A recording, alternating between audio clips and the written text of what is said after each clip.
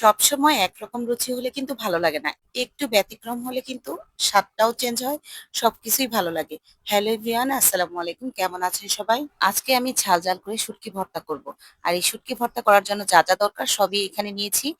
আর এই শুটকিটা ভাজতে এই ফ্রাইং প্যানে ভেজে নিব। এখন আমি এই শুটকি ভর্তাটা করতেছি, কিন্তু নামটা কিন্তু আপনাদের এখনো বলিনি। শুটকিটা হচ্ছে ছুরি শুটকি।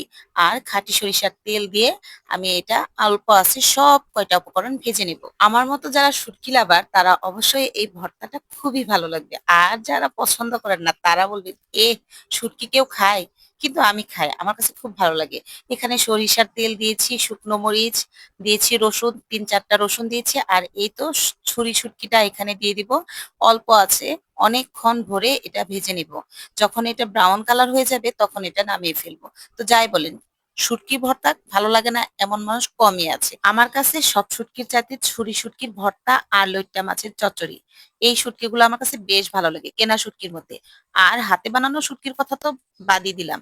তবে হ্যাঁ, কেনা শুটকিগুলো একটু গ্রান বেশি থাকে। আমি কিন্তু এখানে পুরোপুরি রেসিপিটা দেখিয়েছি, কিন্তু মুখে বলিনি। বাঙালি মেয়েরা যদি এই রেসিপিটা দেখে, তাদের পুরোপুরি আর বলার দরকার নাই। আমি অল্প আছে অনেকক্ষণ ভরে প্রায় ১০-১৫ মিনিট এটা ভাজতেছি। যখন শুটকিটা পুরোপুরি সিদ্ধ হয়ে আসবে, রসুনগুলা ব্রাউন কালার হয়ে আসবে, তখনই মনে করবেন যে শুটকি প্রস্তুত ভাজার জন্য।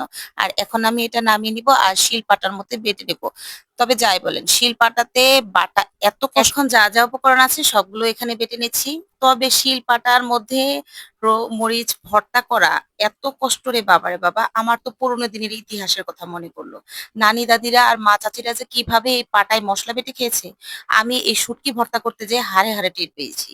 আমি কিন্তু এখানে শিলপাটায় আপনাদের ক্যামেরায় দেখাচ্ছি আমি শিলপাটা দিয়ে বাটতেছি। কিন্তু ভাই, আমি যখন বাটতে গিয়েছি আমি অস্থির হয়ে গিয়েছিলাম।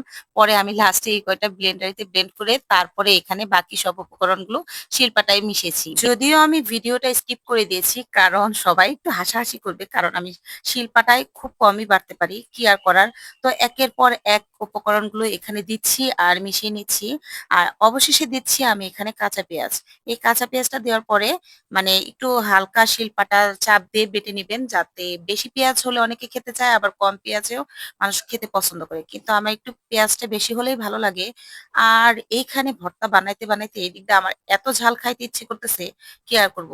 এখন তো আমার ভর্তা প্রায় পুরোপুরি প্রস্তুত। আর এই শিলপাটার যে অতীতের যে কথা মনে আছে, মা যখন পাটায় বাটতো ঠিক পাশে বসে থাকতাম শিলপাটা ভাতের যে একটা গ্রান সেটা খাওয়ার জন্য। আর আমার সেই স্মৃতি মনে পড়ে গেল। আর আমি ঠিকই আজকে খেয়ে নিলাম। এত কষ্ট করে শিল-পাটায় আসছি, আর পাটায় মুছে ভাত খাবো না, সে কি হয়? তো যাই বলেন। এত ঝাল দিয়েছি যে এখানে ভিডিওতে আপনাদের দেখাচ্ছি যে খুব মানে মজা তো ঠিকই হয়েছে, কিন্তু লাস্টে ভাই আমি ৪ গ্লাস পানি খাইছি। এত ঝাল হইছে। আমি আজকে অনেক ঝাল খাইছি। তো যাই হোক, আমার কাছে ভর্তাটা বেশ টেস্ট লাগছিল। তবে হ্যাঁ, আমার মতো বেশি করে মরিচ দেওয়ার ভর্তা বানাইতে যায়েন না, ঝালটা একটু কম দিন। আমি বুঝেছি খাওয়ার পরে কি পরিমাণ ঝাল হয়েছিল ভর্তাটা।